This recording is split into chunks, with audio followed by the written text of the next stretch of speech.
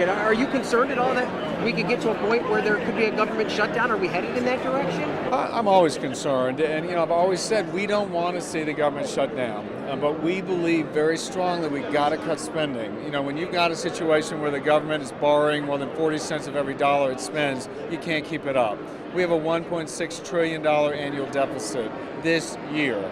And we're talking about trying to cut $60 billion off of that to return to 2008 levels, the pre-stimulus, pre-bailout levels. And that's really the sensible track I believe we need to head.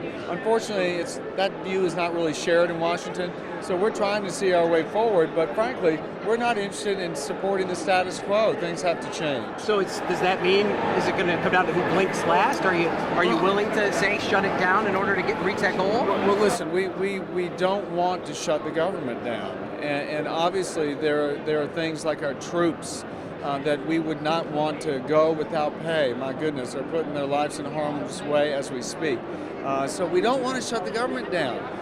But if it comes to a partial shutdown, we've got to stand up and do what's right. And what's right now is to insist we can't keep spending money the way we are, or else we're not going to have the America that we know.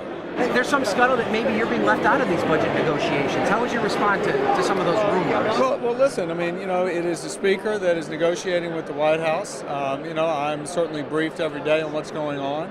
Again, there are reports of some kind of deal that's been struck. I'm not supportive of any deal that has been reported because, again, I think, when the people of Virginia and America look at the size of the annual deficit alone, I think that they can see that $60 billion relative to $1.6 trillion is something we've got to do.